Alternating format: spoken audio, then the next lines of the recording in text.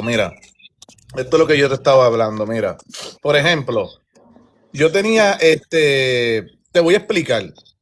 Tú sabes que en Salmo 42, Salmo 42:4 dice, me acuerdo de estas cosas y derramo mi alma dentro de mí. La Biblia te dice, ¿por qué te abates, oh alma mía, y te turbas dentro de mí? Ya yo había localizado que el alma está dentro de nosotros. Igual Zacarías 12:1 dice que Dios forma el espíritu dentro del hombre. Y entonces por eso que yo tenía estos muñequitos. Yo decía, vale, pues tengo dos formas de explicar a Dios. Tenemos a Dios, el alma y su espíritu, porque Dios dice que su alma está bastiada y dice dice que su espíritu se entristeció, ¿verdad? Se afligió y por eso trató de destruir la tierra con agua. Entonces sí sabemos que Dios tiene emociones, que tiene una parte espiritual, que tiene una parte almática. Entonces por eso es que yo pues trataba de hablar con los trinitarios y yo le decía, vale, ¿Dios es Padre, Hijo, Espíritu Santo en tres personas así o es así? Y no me sabían explicar. Pero yo más o menos le decía, mira, o es de esta manera o es de esta manera, porque dice la Biblia que el limpio de mano y puro de corazón, ese verá a Dios. Entonces muchos trinitarios me decían, no, es que vamos a ver un solo rostro, porque Jesús dice, los ángeles ven el rostro de mi Padre siempre. Vale, lo que yo quería saber era, porque yo explico la Trinidad desde este punto, que Dios es así, entonces está la imagen visible del Dios invisible, que es esa parte invisible, que es el espíritu, ¿verdad? Que yo no puedo decir, mira, Moody, muéstrame tu espíritu, abre la boca, no, ni el alma tampoco. Entonces, por eso es que yo lo que estaba explicando era, no sé si estoy correcto, que esa parte visible de Dios es Jesucristo. La parte que no se ve, que es una persona, porque Pablo habla del hombre interior que tú tienes dentro que se renueva cada día, el exterior se desgasta. Entonces sí ya identificamos bíblicamente que hay un hombre interior. Y cuando habla de hombre interior es el cuerpo espiritual. Entonces sí podemos decir que Dios es una persona en ese punto de vista. Entonces yo lo que estaba planteando era que si esto es triteísmo o mormonismo o a Dios se le puede, con lo que tenemos por ahora en la escritura, explicarlo así, explicarlo así. Eso es todo. Y la gente pues se burlaba, pero es como yo digo, si tú eres maestro, tú le vas a enseñar a los párvulos, a los niños, más o menos con dibujos, con este tipo de temática para entendernos y comprendernos, porque ahí es donde yo más o menos tengo varias dificultades si veo a Dios así o lo veo así. Porque dice que del Padre proceden todas las cosas. Yo lo que explico es que el Espíritu sale de Él, procede de Él. El Hijo procede de Él, ¿ves? Y vuelve a Él. Entonces eso es lo que yo no sé si estoy bien o mal.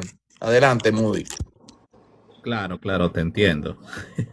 Sí. Me dio gracia los muñequitos que has presentado. Está muy interesante. Bien. Mira, a ver, partamos entendiendo cosas sencillas para que podamos entender todos, ¿no? Vamos a abordar algunos términos y vamos a abordar ese punto también que has mencionado. Bien. A ver, primero, la forma más fácil de comprender bíblicamente la Trinidad de Dios es que nos hagamos tres preguntas básicas. La primera pregunta que nos tendríamos que hacer es ¿qué es Dios? La segunda pregunta es ¿quién es Dios? Y la tercera pregunta, ¿cuántos dioses hay? Entonces respondamos la primera pregunta, ¿qué es Dios? Y ojo, dije qué, no dije quién, dije qué. ¿Y qué es Dios? Dios es una sola esencia divina. Una sola esencia divina. Listo, se acabó. Una sola esencia divina, una sola naturaleza divina. Bien, eso es Dios en cuanto al qué. La segunda pregunta es, ¿quién es Dios? Ojo, no dije qué, sino quién es Dios. Porque la pregunta del qué responde a la esencia de Dios, más la pregunta del quién responde a la persona en Dios. ¿Y quién es Dios bíblicamente? Bíblicamente Dios es tres personas. ¿Tres quiénes? Padre, Hijo y Espíritu Santo. La tercera pregunta, ¿cuántos dioses hay? Sencillo, uno solo. Uno solo. Entonces, Dios no es una persona con tres nombres, Dios no es tres dioses unidos, ni un Dios dividido en tres partes, sino que la Biblia nos enseña que hay un solo Dios en tres personas distintas. Entonces tenemos que entender quién es Dios. Entonces, bíblicamente, Dios es el único ser divino, eterno, increado, infinito y digno de adoración. ¿Ya? Entonces creo que eso es lo que nosotros debemos manejar. Dios no es una categoría con tres miembros. Dios es el único ser divino. Por eso, mi estimado Ricardo, es que la Trinidad no empieza diciendo hay tres, sino que la Trinidad empieza diciendo hay un solo y único Dios. Así empieza la Trinidad. Así empieza la Trinidad, ¿no? Ahora, cuando nosotros hablamos ya de Trinidad, cuando nosotros hablamos de Trinidad, hay que explicarlo de una manera sencilla, mi estimado Ricardo. Dios es uno en esencia entonces y tres en persona. Entonces, teniendo en claro los conceptos previamente mencionados, la Trinidad, ¿qué enseña o qué significa? Que Dios es uno en esencia y tres en persona. Bien, o sea, esa palabra tri indica tres personas y esa palabra nidad, que viene de unidad, indica un solo Dios. Por eso es Trinidad. Es como decir triunidad. Tri, tres personas, unidad, un solo Dios. Por eso es Trinidad. Muy bien, eso es clave. Ahora, no hay tres dioses, como ya lo hemos dicho. Tampoco hay una sola persona actuando con tres disfraces, ¿verdad? Sino que hay un único Dios que existe como tres personas igualmente divinas, Padre, Hijo y Espíritu Santo. Bien, ahora, quiero que tengas claro esto. ¿Qué es la esencia en Dios? Cuando nosotros hablamos de la esencia, de la sustancia o de la naturaleza, hay tres términos que van a responder a la pregunta, como ya te lo dije, ¿no? ¿Qué es Dios? ¿Qué es Dios? Bueno, Dios es una esencia, Dios es una sola sustancia, Dios es una sola naturaleza, porque la esencia, la sustancia o la naturaleza indica la única realidad divina, es decir, aquello por lo cual Dios es Dios. O sea, aquello por lo cual Dios es Dios, ¿no? Moderadores, silencian a los que no van a aportar. Les pido eso momentáneamente. Los que distraen y no aportan nada, ya ustedes saben qué hacer, mis amados moderadores. Bien. Entonces, ¿qué es Dios? Dios es una sola esencia, una sola sustancia, una sola naturaleza divina que indica la única realidad divina. O sea, aquello por lo cual Dios es Dios. Eso es clave. Entonces, la esencia divina es lo que Dios es. La esencia divina es lo que Dios es. Y por eso es que el Padre es plenamente Dios. ¿Por qué? Porque repito nuevamente, el Padre o la esencia divina hace que una persona o una cosa sea lo que es. Entonces, en este caso, la esencia es divina. La esencia divina es lo que Dios es. Por eso el Padre es plenamente Dios. ¿Por qué? Porque posee una esencia y esa esencia es la divina. Esa esencia divina es lo que hace que Dios sea Dios. El Hijo es plenamente Dios. ¿Por qué? Porque posee una esencia. ¿Cuál es la esencia? La esencia divina. Por eso el Hijo es plenamente Dios. El Espíritu Santo es plenamente Dios. ¿Por qué? Porque posee una esencia. ¿Cuál es esa esencia? La esencia divina. Esa esencia divina hace que el Espíritu Santo sea plenamente Dios. Pero evidentemente hay un micrófono prendido que no sé quién es. Omar, si puedes apagar tu micrófono momentáneamente. Te lo voy a agradecer, Omarcito. Omar, ok. Entonces no hay tres esencias divinas, sino que una sola esencia divina que hace que Dios sea lo que Dios es. Por eso el Padre es plenamente Dios, el Hijo es plenamente Dios y el Espíritu Santo es plenamente Dios. Entonces el Padre no es una parte de Dios, el Hijo no es otra parte de Dios y el Espíritu Santo no es otra parte de Dios. Eso sería incorrecto. No dividimos la esencia como tal. Ahora, ¿qué es una persona? Cuando ya nosotros hablamos de persona, estamos respondiendo a la pregunta ¿quién es Dios? Acuérdate, si hablamos de esencia, sustancia o naturaleza, respondemos a la pregunta ¿qué es Dios? Pero si hablamos de la persona responde a la pregunta ¿quién es Dios? Entonces en la Trinidad hay tres quiénes: el Padre, el Hijo y el Espíritu Santo. Pero cuando nosotros hablamos de persona, y ahí es donde quiero abordar los muñequitos que presentaste, la palabra persona no debe entenderse en cuanto a la divinidad. La palabra persona no debe entenderse como si fueran tres individuos separados, más o menos como tú lo mostraste, ¿no? Al modo como si fueran tres seres humanos. No. Por ejemplo, si yo digo Pedro, Juan y Andrés o Jacobo, Bueno, ellos son tres hombres porque tienen tres naturalezas, ¿cómo se dice? Perdón, son tres humanos individuales, ¿no? Pero en Dios no es así, sino que el Padre, ¿verdad? El Hijo y el Espíritu Santo no tienen tres naturalezas divinas individuales el uno del otro, sino una sola esencia divina. Entonces nosotros, como personas humanas, no somos comparables a las personas divinas. ¿Por qué no? Porque una persona humana es compuesta. La persona divina no es compuesta. La persona divina es su propia esencia, es su propio atributo. Muy bien. Eso es clave que nosotros debemos entender.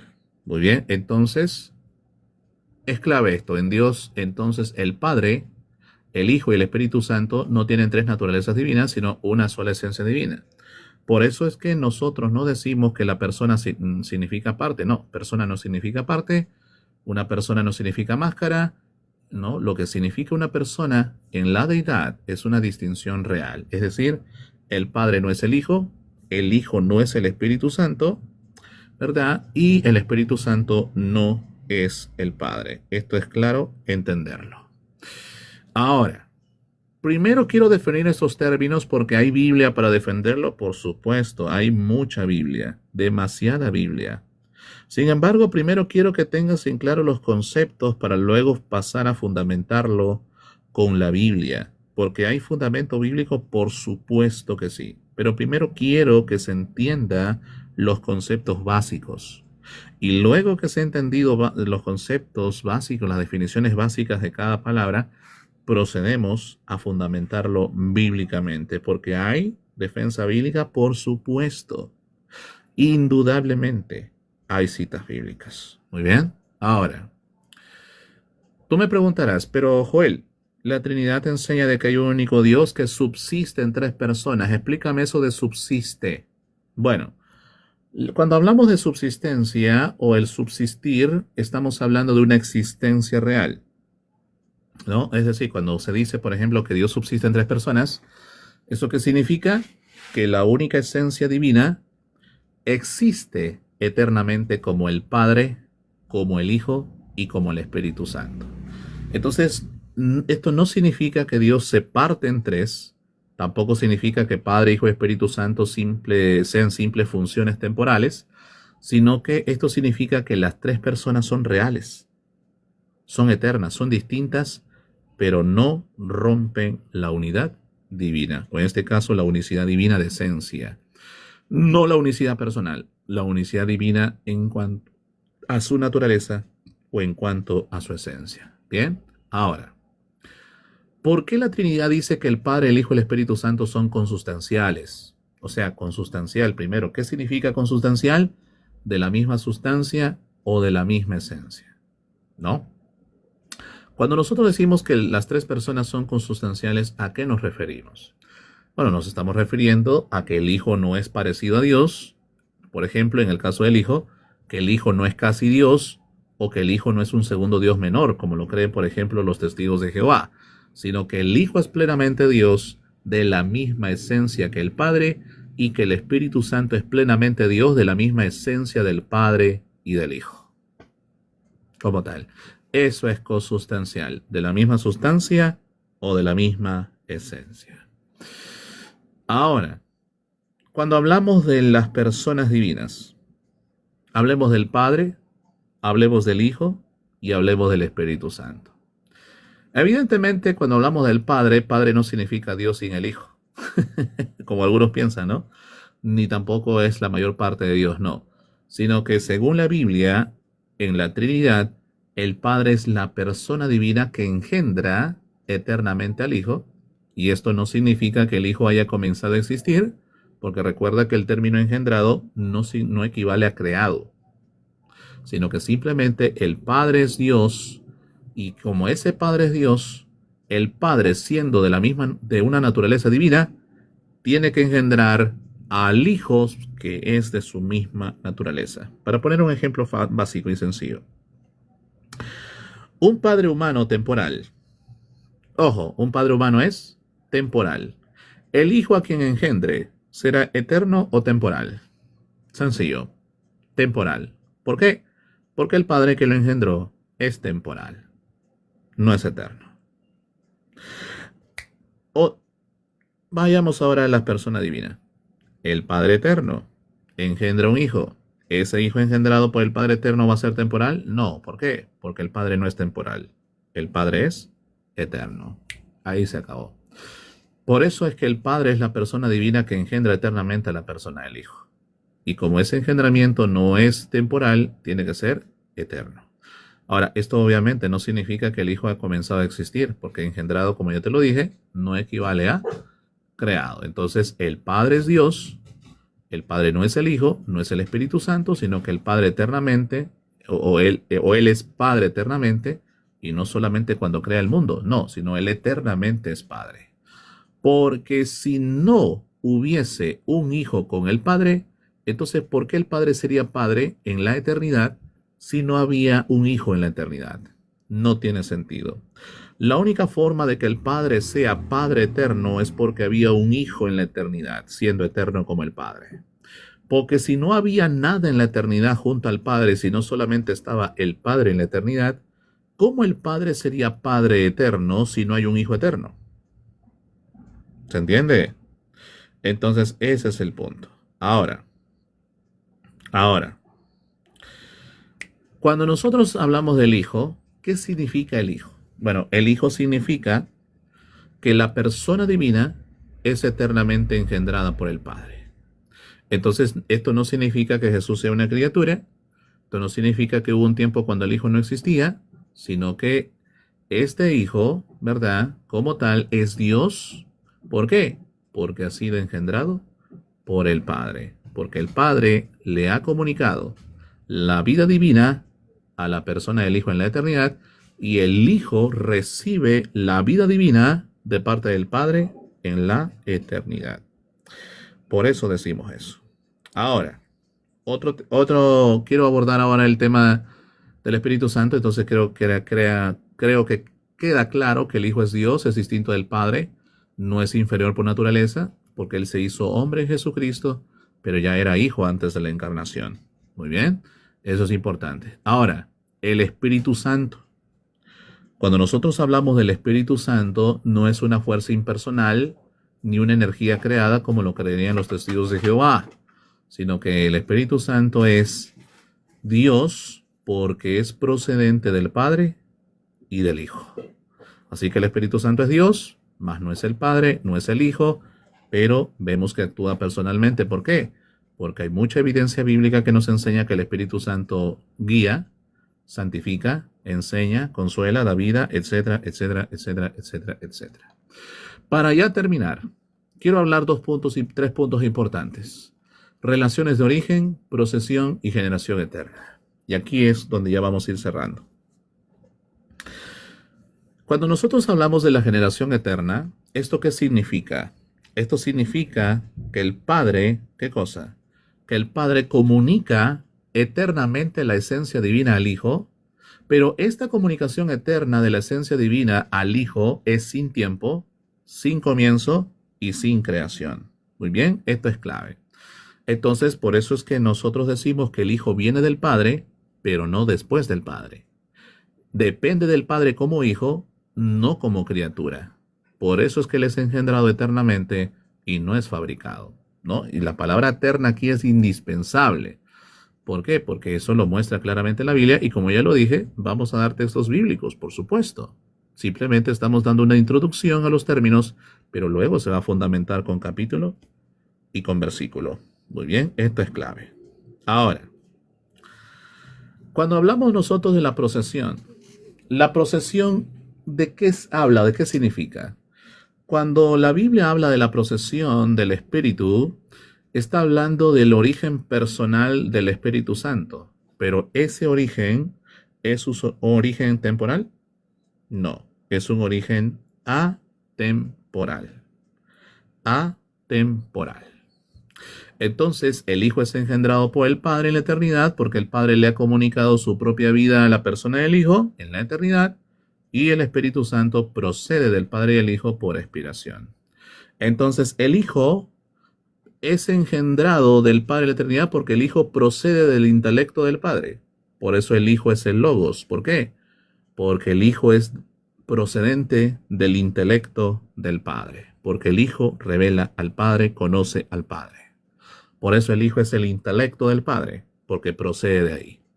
Mas el Espíritu Santo procede del amor del Padre y del Hijo. Esa profunda relación entre el Padre y el Hijo, de ese profundo amor entre el Padre y el Hijo, procede el Espíritu Santo. Bien, por eso la Biblia dice en Romanos 5:5 que el amor de Dios se ha derramado en nuestros corazones por el Espíritu Santo que nos ha dado. Muy sencillo como eso. Entonces, esto no significa obviamente que el Espíritu Santo sea menor de ninguna forma, tampoco es creado, sino que su modo personal de origen no es el mismo que el del Hijo. Y cuando ya hablamos nosotros de las relaciones de origen, aquí ya estamos hablando de las distinciones eternas que permiten decir quién es quién en Dios. Muy bien. Entonces, ¿quién es quién en Dios? Entonces, el Padre, la Trinidad y la Biblia te enseñan esta verdad doctrinal. El Padre no procede de nadie. El Hijo es engendrado por el Padre y que el Espíritu Santo procede del Padre y del Hijo. Esas relaciones de origen son relaciones eternas. No dividen a Dios, sino que van a distinguir a las personas. Y cuando ya hablamos de coigual, y aquí cerramos, coigual, coeterno, increado o Trinidad inmanente, bueno, en fin, podría hablar de todo eso, pero me tomaría mucho más tiempo. Ya quiero hablarte, por ejemplo, de cuando ya hablamos de cuando nosotros decimos coigual, ¿no? Coigual significa que ninguna persona divina es inferior en divinidad, sino que claramente el Padre no es más que Dios que el Hijo no es menos Dios que el Padre y el Espíritu Santo no es menos Dios que ambos. Muy bien. Y si es coeterno, obviamente las tres personas son eternas. Nunca hubo un Padre sin un Hijo, nunca hubo Padre e Hijo sin Espíritu Santo. ¿Por qué? Porque las tres personas son eternas. No existe una primera etapa donde solo existía el Padre y que luego apareció el Hijo, como lo dicen los herejes. No. La Biblia enseña las relaciones eternas de origen entre las tres personas. Ya, así que, mi estimado, ahí lo quiero dejar. Podría... ya, algo, operaciones inseparables, ¿no? A ver, quiero que se entienda esto. Las operaciones inseparables en Dios. Cuando nosotros hablamos de las operaciones inseparables en Dios, estamos hablando de las obras externas de Dios como tal. Y las obras externas son obras de ese único Dios tripersonal. Es decir, el Padre, el Hijo y el Espíritu Santo no trabajan como si fueran tres dioses diferentes o separados, sino que todo lo que Dios hace, lo hace el único Dios trino. Por eso nosotros podemos decir que el Hijo se encarnó, no el Padre ni el Espíritu. ¿Por qué? Porque la obra salvadora no ocurre contra el Padre, ni tampoco ocurre separada del Espíritu, sino que las tres personas obran inseparablemente en la encarnación de la única persona del Hijo. Por eso la obra es inseparable en la Trinidad. Y ahí es donde entra la pericoresis. La pericoresis, el término famoso pericoresis, es la mutua inhabitación de las personas divinas. Es decir, te lo explico sencillamente, el Padre, el Hijo y el Espíritu Santo están inseparablemente unidos, pero a su vez que están inseparablemente unidos, no se mezclan ni se separan. Ahora, no son tres centros de conciencia tampoco, como algunos dicen por ahí, ese es un error que hay que corregir, pero tampoco se confunden a las personas, sino que las tres personas están en una perfecta comunión eterna. ¿Y qué responde a esto? Y con eso cierro. La simplicidad divina. Ya la simplicidad divina nos va a decir que Dios no está compuesto de partes, Dios no es un rompecabezas, Dios no está formado por piezas, porque la Trinidad no divide a Dios en tres fragmentos, sino que Dios es un solo y único ser tripersonal. Las naturalezas no se fragmentan ni se rompen por piezas ni en rompecabezas por la unidad perfecta de las tres personas, sino que es un solo único Dios sin composición en esas tres benditas personas. Muy bien, entonces esto es importante. Ya, entonces, mi estimado, hasta aquí me gustaría saber si has entendido, por lo menos, cómo se ven estos conceptos básicos, si te queda alguna duda, y luego procedemos a la justificación bíblica de manera rápida nada más, para no pues tomarnos todo el tiempo, ¿verdad? Porque tampoco pretendo eso. ¿Verdad? Quiero si has entendido los términos y conceptos y pues si tienes alguna duda, Házmela nada más, ¿ah? Y procedemos a justificarlo bíblicamente. Te escucho.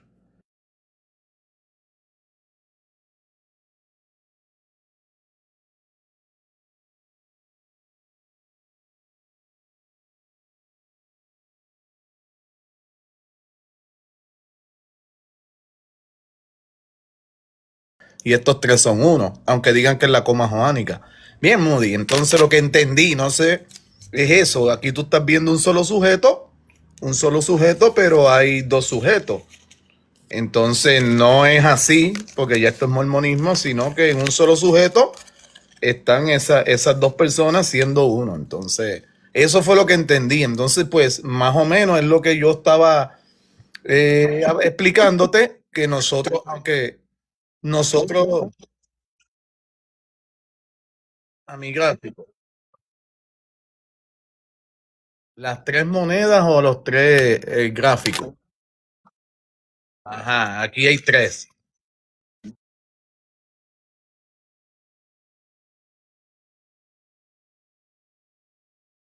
No, no, un más o menos, un más o menos.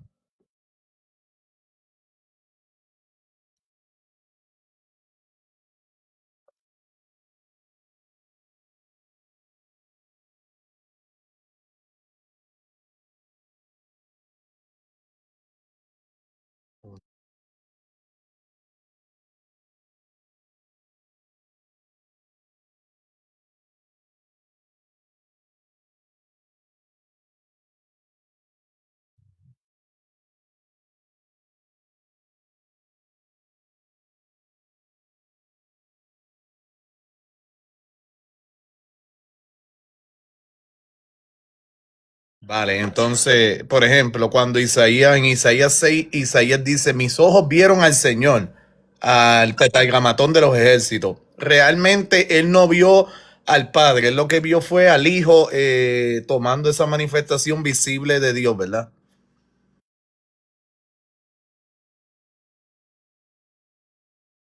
Y el cabot.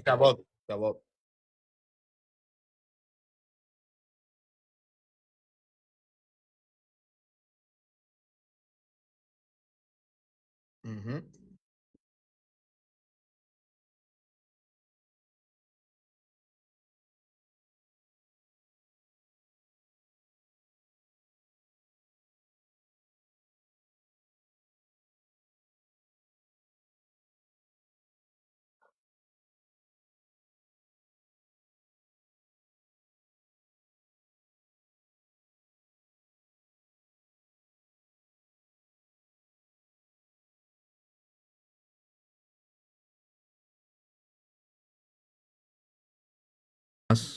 Hoy no se escucha. ¿Cómo que no se escucha? ¿No se escucha? Abajo dice que no se escucha. Yo ¿No no se sé escucha, porque yo Manuel? escucho. Es que ellos piensan que yo estoy hablando, pero no, no, está hablando Moody. Ah, ok, ya, listo, listo, listo, listo. Bien, en Juan 1:18, por ejemplo, cuando la Biblia dice que a Dios nadie lo ha visto jamás, ¿a quién crees tú que se refiere ahí? Bueno, ahí está hablando del Padre. Ok, Ok. pero luego el texto dice, el unigénito Dios que está en el seno del Padre. ¿Quién sería ese unigénito Dios? El hijo a quien vieron, porque Juan es que está haciendo claro, el unigénito hijo que está en el seno, él le ha dado a conocer. Claro, pero recuerda que el texto griego con respaldo textual más antiguo, y tú lo sabes bien, dice monogenes, es decir, unigénito Dios. Claro, si dice monogenes, eso se debe entender como Dios único. O sea que el Hijo, siendo distinto al Padre, es llamado Dios único. Porque dice claramente que a Dios nadie lo ha visto jamás. Ahí habla del Padre. Pero el Dios único que está en el seno del Padre, ese que es llamado Dios único, no puede ser el Padre. ¿Por qué no puede ser el Padre? Porque dice que ese Dios único está en el seno del Padre. A menos que se llegue a la locura de que el Padre está en el seno del Padre. No puede ser. Entonces, ¿por qué? Juan 13:23, por ejemplo, la Biblia dice que Juan estaba en el seno de Jesús. Y Juan no es Jesús y Jesús no es Juan. Por ejemplo, en el rico y Lázaro, dice que Lázaro estaba en el seno de Abraham. Y Abraham no es Lázaro ni el Lázaro es Abraham. Esa palabra seno implica prácticamente distinción personal. A ver, permíteme un momento acá, un ratito. Jefe, ya, listo, un ratito. Sí, pero Moody, te pueden sacar lo de cuando se mete su mano en el seno. Mete su mano en el seno, la saca de troza, entonces con eso te pueden contraargumentar. Pues yo lo hacía. Ah, ¿cómo? Acuérdate que en la Torá dice que Moisés metió su mano en su seno y la sacó leprosa y luego vuelve y mete su mano en el seno y la saca limpia. Entonces te pueden argumentar con que Ya. el seno estaba en el mismo Moisés. Te digo, Sí, no claro. creo que tengan el ingenio para hacerlo, Claro. pero lo pueden hacer. Pero aún así habría una distinción. ¿Sabes por qué habría una distinción? Porque evidentemente Moisés no es su seno y el seno no es Moisés, sino que el seno es de Moisés y le pertenece a Moisés, mas el seno no es Moisés y Moisés no es un seno. Aún así habría una distinción. Si yo digo la mano de Ricardo, Ricardo no es una mano, sino que la mano le pertenece a Ricardo y a Ricardo le pertenece la mano. Aún así habría una distinción. Aunque de repente no personal, pero sí habría distinción. Entonces, ese es el detalle, ¿no? Pero aquí claramente sí hay distinción personal. ¿Por qué, Ricardo? Porque evidentemente, si Juan está en el seno de Jesús, es evidente que ahí sí hay distinción personal. Si Abraham está si Lázaro está en el seno de Abraham, igual hay distinción personal. Entonces, si el único Dios está en el seno del Padre, y el Padre no es una cualidad, sino que el Padre es una persona, ese único Dios también tiene que ser una persona, a menos que me digan que es algo. No, ¿no? Entonces, ese es el punto. ¿Tienes alguna otra pregunta o continúo?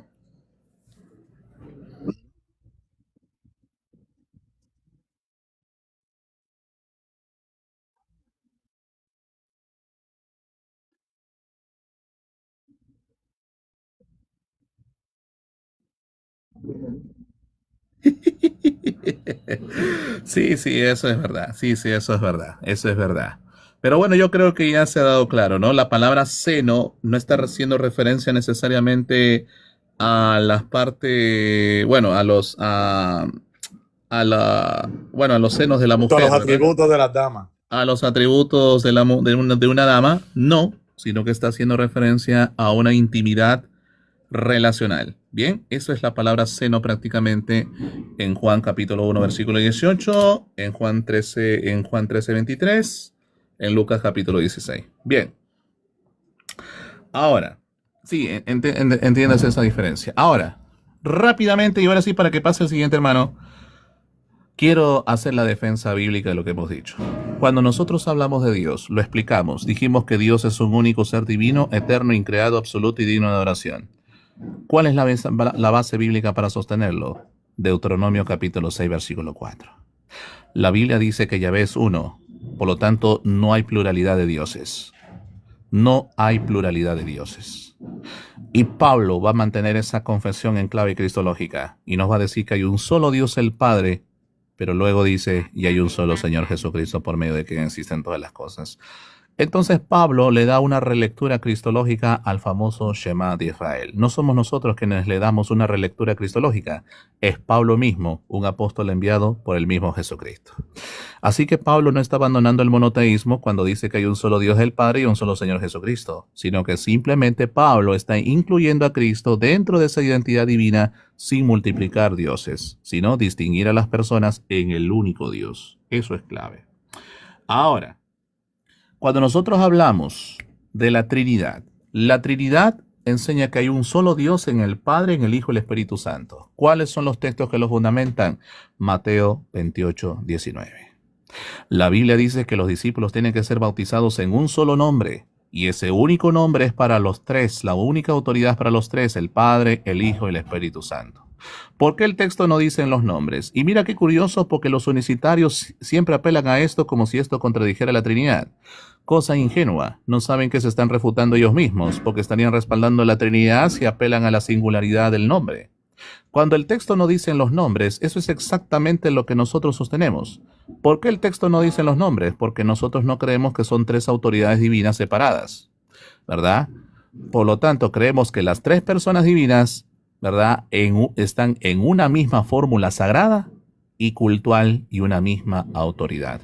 Un solo nombre, tres personas. Un solo Dios, tres distinciones personales. Están confirmando la Trinidad con Mateo 28 y 19. Otro texto, 2 Corintios 13, 14, donde el mismo Pablo, cuando bendice a la iglesia, lo hace con la gracia del Señor Jesucristo, el amor de Dios el Padre y la comunión del Espíritu Santo. Entonces, ese lenguaje devocional y litúrgico de Pablo es clave. Está distinguiendo a las personas en el único Dios. Es clave ahí. Ahora, comenzamos. Cuando nosotros hablamos de la esencia de la sustancia o la naturaleza, ya te explicamos, ¿no? Te dije que que la esencia, la sustancia o la naturaleza es aquello lo que Dios es. ¿Y qué es Dios? Ojo, no dije quién, sino qué. ¿Qué es Dios? Dios es esa única realidad divina que es poseída plenamente por el Padre, el Hijo y el Espíritu Santo. Ahora, ¿dónde encontramos el fundamento bíblico para esto? Hebreos 1:3. Hebreos 1:3 dice que el Hijo es el resplandor de la gloria del Padre y es la representación exacta de su naturaleza, su ser o su sustancia. Por lo tanto, el Hijo no es criatura. ¿Por qué? Porque el Hijo es la expresión perfecta de la realidad divina, como lo dice Hebreos 1:3. Esto es contundente. Y Colosenses 2:9 más todavía, porque dice que en Cristo habita corporalmente toda la plenitud de la deidad. Es decir, no hay una porción de divinidad, no hay una delegación de poder, no hay una semejanza inferior, sino que toda la plenitud de la deidad está corporalmente en el Hijo de Dios. Así que la palabra esencia es clave aquí en este contexto. Bien, ahora cuando hablamos de persona, ahí es donde entra la pregunta del quién, ¿verdad? Entonces la pregunta del quién ya es muy importante en este pasaje bíblico. Ahí veo algunos comentarios de algunos desesperados, ¿verdad? Muy bien. Entonces dice, porque al Padre le agradó que en él habitara toda la plenitud. Amén. ¿Y cuándo le agradó? ¿En el tiempo? No, en la eternidad. Esto refuta a los antitrinitarios completamente. Muy bien. Esto es clave. Ahora, cuando nosotros hablamos del término persona, ahí es donde entra la pregunta del quién. ¿Quién es la persona sin dividir la esencia? ¿Y quiénes son? Sencillo. La misma escritura distingue al Padre y al Hijo. Juan 1:1 dice que el verbo estaba con Dios. El verbo estaba con Dios. ¿Cómo yo sé que ese verbo es el Hijo? Sencillo. Porque en Juan 1:15, en Juan 1:15, el mismo texto dice que Juan testifica acerca de ese verbo y ha clamado diciendo, hablando del verbo, es aquel de quien dije, el que viene después de mí es antes de mí porque era primero que yo. Y cuando vamos al verso 29 dice que al día siguiente ve a Jesús que viene hacia él y le dice, he aquí el Cordero de Dios que carga el pecado del mundo. Verso 30, este es de quien yo dije, detrás de mí viene un varón que ha estado delante de mí porque era primero que yo. Ahí está el texto. Ahí está el texto. Ahí está el texto. Entonces claramente esto es fundamental, ¿no? Fundamental. Y aquí tenemos el capítulo y versículo, ¿no? Entonces claramente dice que el verbo estaba con Dios. ¿Y qué más? Y que el verbo, ese verbo que estaba con Dios, era Dios. Entonces, aparte de distinguir al verbo del Padre, lo hace uno con el Padre también. Entonces, ¿verdad? Aquí hay una distinción relacional porque dice que estaba con Dios, pero a su vez era Dios, lo cual indica la deidad del Logos del Padre. Entonces, si se niega esta distinción, prácticamente se mutila la frase estaba con Dios.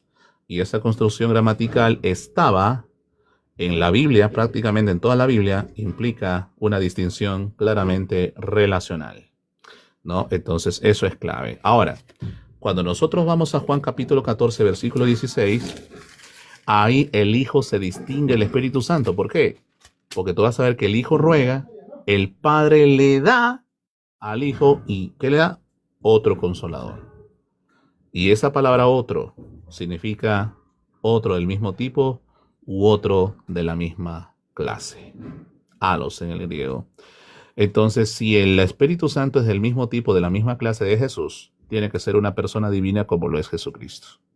Entonces el Hijo le pide al Padre, el Padre da y el Espíritu Santo viene como tal. Bien, cuando nosotros hablamos de la subsistencia, creo que lo dijimos claramente, la subsistencia es que cada persona divina existe realmente, no como máscaras, no como papeles, no como funciones temporales, sino personalmente cada persona existe. Y en Juan 17:5 se prueba, porque dice que el Hijo, cuando le habla al Padre, le dice, Padre, ¿verdad? dame aquella gloria que tenía contigo antes de la existencia del mundo.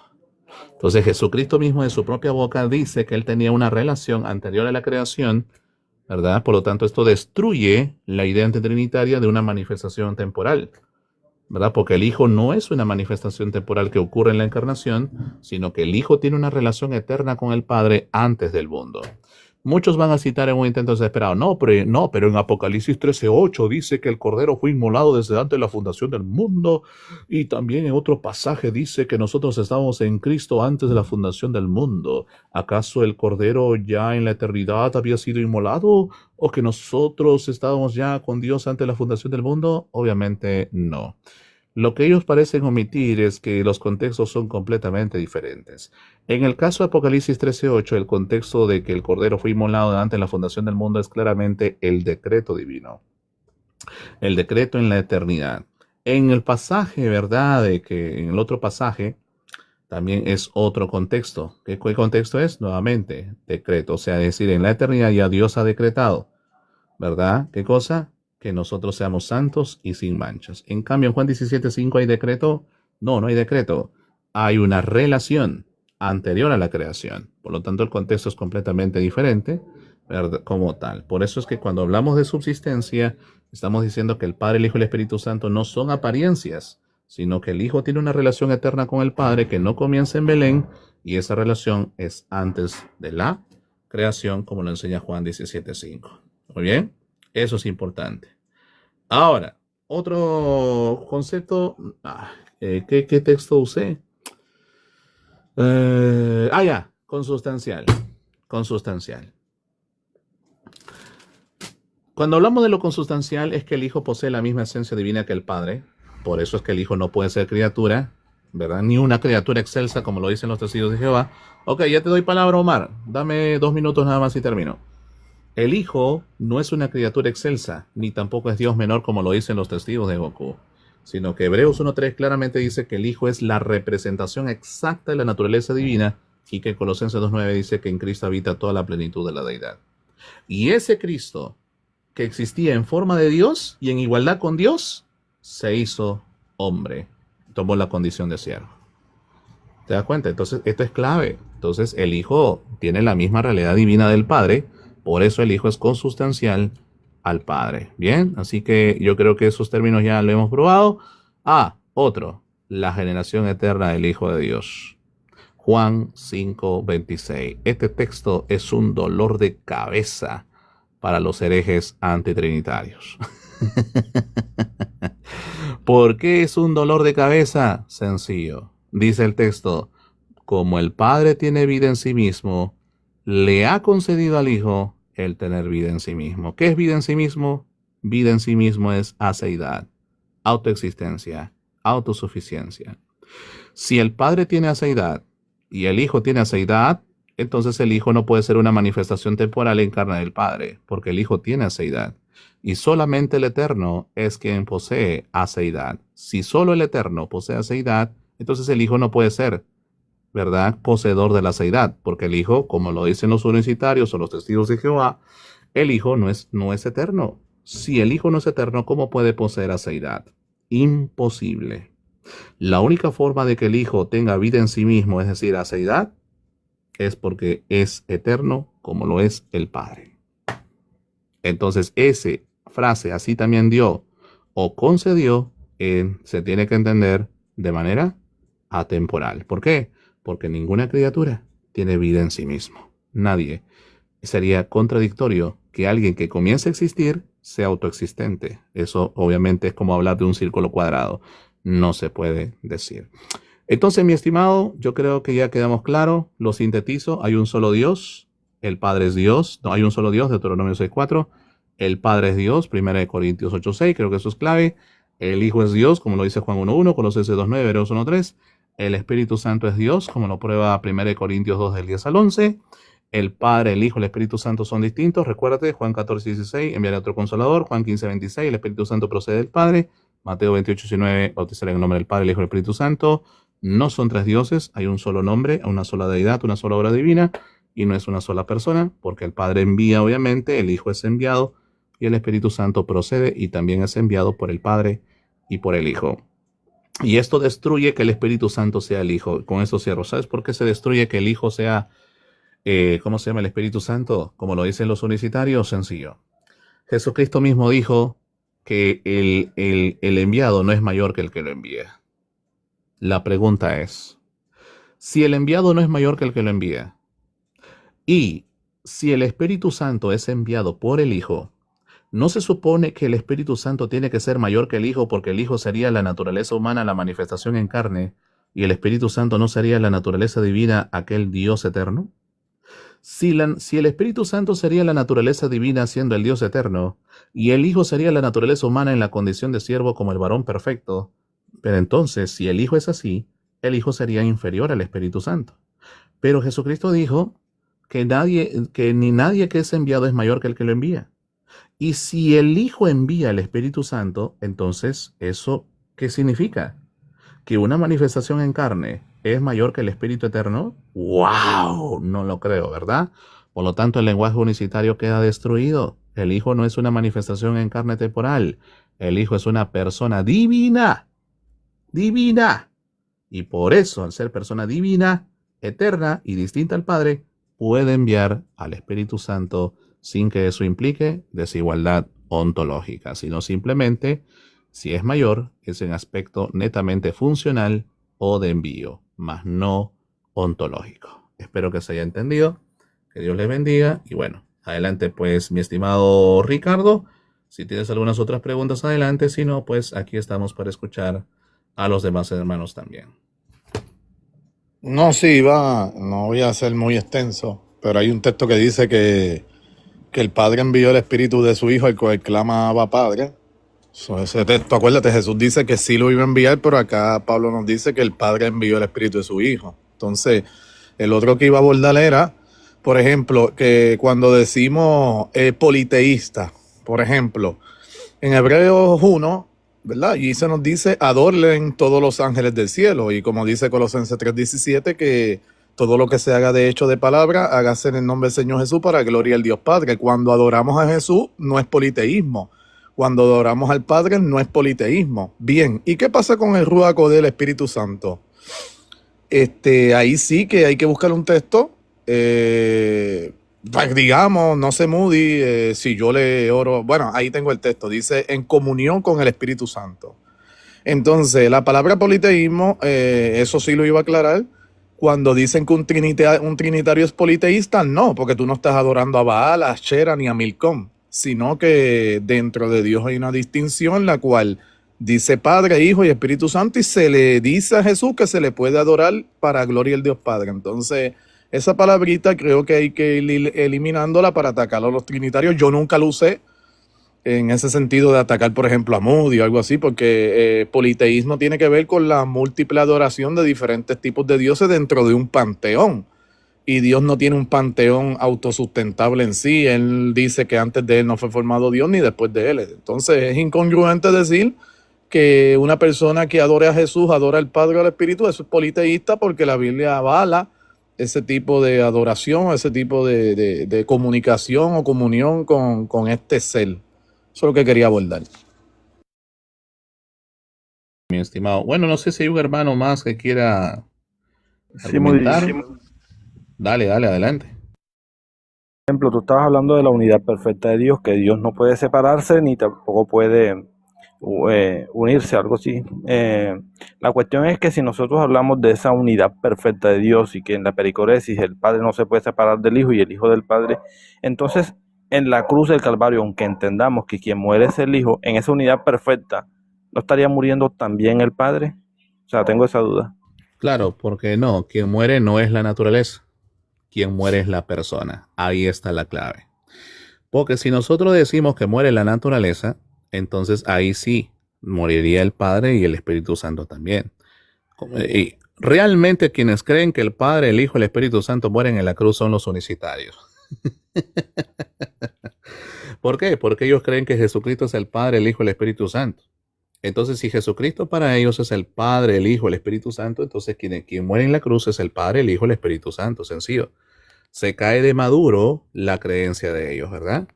Por lo tanto, dice el Espíritu Santo no muere. Bueno, pero si tú crees que Jesucristo es el Espíritu Santo, Tienes que creer que el Espíritu Santo murió. ¿Por qué? Porque el Jesús sería el Espíritu Santo. A menos que me digas que Jesús dejó de ser el Espíritu Santo. Entonces, si Jesús dejó de ser el Espíritu Santo, entonces como tal. Entonces no es unidad perfecta. Claro que sí, porque la unidad perfecta no anula las distinciones personales. Al contrario, la unidad perfecta es claramente esencial, manteniendo las distinciones personales. Entonces, como las distinciones personales se mantienen, la unidad es ontológica, mas la unidad ontológica no desestima las distinciones personales, al contrario, las mantiene. Por eso es que el Hijo, siendo distinto al Padre y distinto al Espíritu Santo como persona, entonces, ¿qué sucede? Sencillo, que quien muere en la cruz es la naturaleza divina del Hijo. No, sino la persona del Hijo. Separado, no, tampoco separado, ni dividido, ni mezclado ni confundido, distinguido. Esa es la palabra, ¿bien? Por lo tanto, el Hijo, siendo distinto al Padre y el Espíritu Santo, muere en la cruz. Quien muere es la persona, no la naturaleza, ¿verdad? Entonces, las naturalezas no mueren, quien muere es la persona, mi estimado. ¿Quedó claro? ¿O tienes duda todavía? No tengo, no, ya esa parte de que la naturaleza no muere ya la entendí.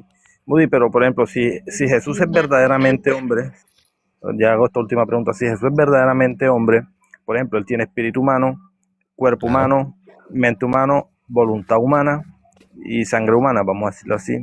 La pregunta es, si todo lo que hemos mencionado es humano, ¿qué es lo que lo hace divino? Porque al ser un espíritu humano no debería haber naturaleza divina en esto. Ya. ¿Qué es lo que lo hace divino? Su naturaleza divina. Por eso es que en esa persona hay una unión de dos naturalezas, pues. Por eso la Biblia dice en Juan 1:1 que el Logos era ¿qué? Y Dios era el Logos. Y ahí el término Dios, al estar sin artículo, es anártrico. Si es anártrico, nos indica la cualidad divina. De hecho, la mayoría de ejemplos en el Nuevo Testamento donde un predicado precede a un sujeto en la oración, normalmente son cualitativos. Predicado nominal, es decir, un sustantivo en nominativo sin artículo, que precede al sujeto, porque el sujeto es un sustantivo nominativo que es precedido por un artículo, ¿no? Jesús está en su seno y su espíritu procede. Fuera de mí no hay otro Dios. Ok. O no me vaciles, Ricardo, ¿eh? Ándate. Muy bien, entonces... No, Moody, es que mira, están diciendo que es politeísta, pero yo le aclaré, porque hay un texto que dice, fuera de mí no hay otro Dios. Entonces, por eso es que Amén. aclaré que Jesús está dentro del Padre en su seno y el Espíritu procede de él. Entonces, no es Claro. politeísmo porque él hace la aclaración que fuera de él. Entonces, Baal está Exacto. fuera de él, pero dentro de él está Jesús. Entonces, no pueden levantar muñeco de paja, es lo que yo estoy argumentando allá abajo. Exactamente. Baal está fuera de Jesús.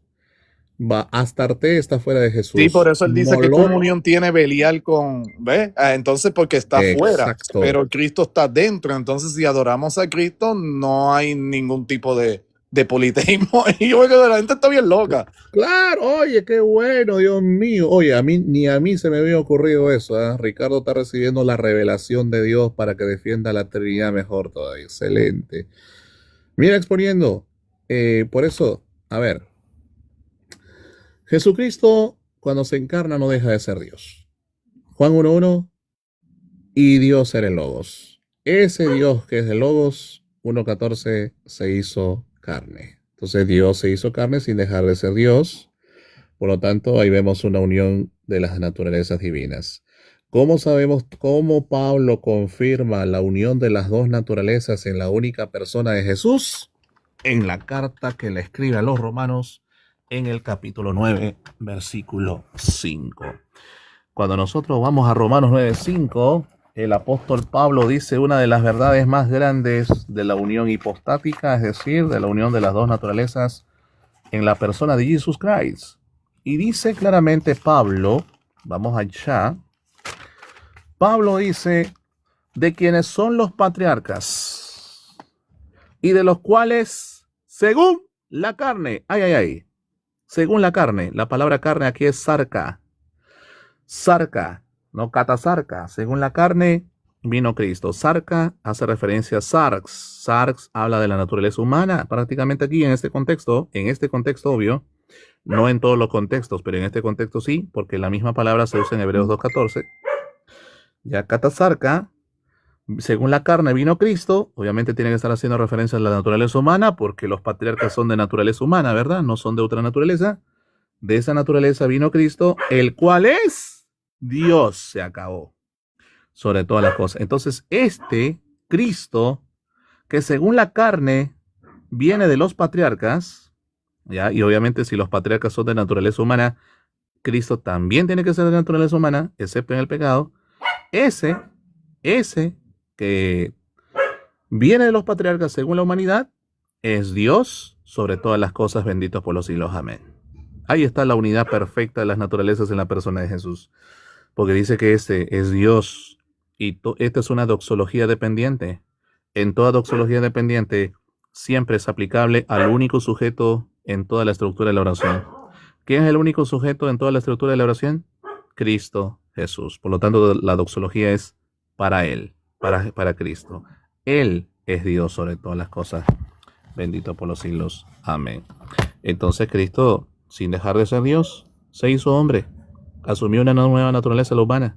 Y a partir de ese momento, pues la unión hipostática ya es para siempre. Irrompible, inalterable e indisoluble. ¿Se entendió o todavía tiene alguna duda? Sí, yo entendí, solo que yo lo veía desde otro punto diferente. O bueno, me lo explicaba desde otro punto, pero sí entiendo. ¿Puedo decirte desde qué punto? A ver si estoy bien o mal. A ver, dímelo, pap.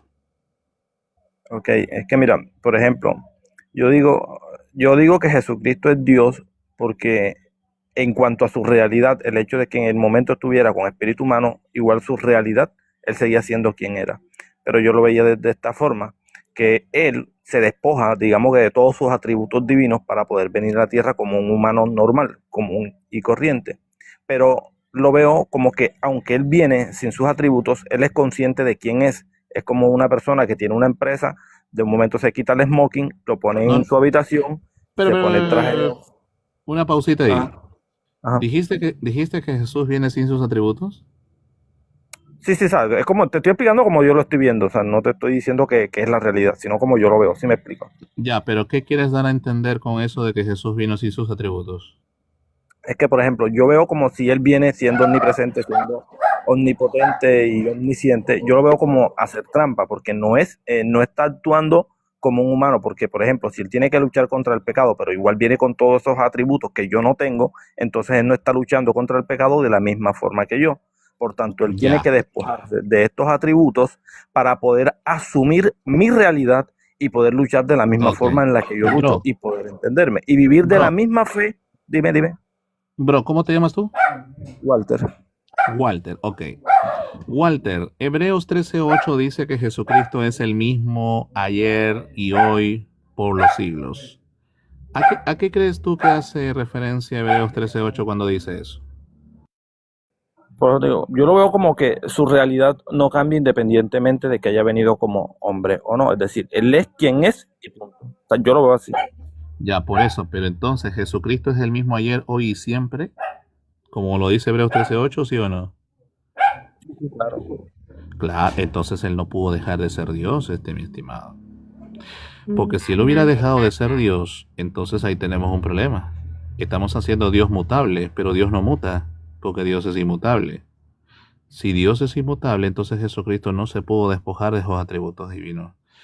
Recuerda que cuando Pablo dice en Filipenses 2 del 6 al 7, sino que se despojó a sí mismo, inmediatamente Pablo responde a qué se refiere con el despojo. Dice, se vació a sí mismo tomando forma de siervo. Ahí está. Tomando la forma de hombre, estando en la condición de los hombres, tomando forma de siervo, estando en la condición de los hombres. Es así el vaciamiento. El vaciamiento no es abandono de la deidad. El vaciamiento es asunción de la humanidad. Eso es el vaciamiento. El vaciamiento no consiste en el abandono de la deidad. El vaciamiento consiste en la asunción de la humanidad. Por eso dice, se vació, se despojó a sí mismo. ¿Cómo? ¿Abandonando su deidad? Dice, no, sino tomando forma de siervo. Tomando forma de siervo. El mismo texto lo explica. ¿No? Entonces, ¿cómo demostramos que Jesucristo no dejó de ser Dios en la tierra? Sencillo. Por ejemplo, vamos a unos pasajes muy bonitos para mí, precioso, bellísimo. Por ejemplo, me dirijo a Mateo, ¿ya? Mateo capítulo 12, versículo 6. Antes quiero hacerte una pregunta, Walter. Walter, tú, según lo que tú has investigado en el Antiguo y Nuevo Testamento, ¿algún profeta o apóstol podía presentarse como mayor que el templo? Ninguno. Claro, ¿por qué no? ¿Sabes por qué no? Si no lo sabes, normal, no hay ningún problema, ¿eh? No, no sé, porque Jesucristo dice, aquí uno mayor que Salomón, y aquí uno mayor que en templo, y aquí uno mayor que Jonás. Las razones, asumo porque él es superior en cuanto a importancia, vamos a decirlo así. Ya, ok, perfecto, ya, más o menos por ahí. Pero cuando Jesús dice que Él es mayor que el templo, ¿por qué ningún profeta podía decir yo soy mayor que el templo? ¿Por qué ningún apóstol podía decir yo soy mayor que el templo? Sencillo, porque en el templo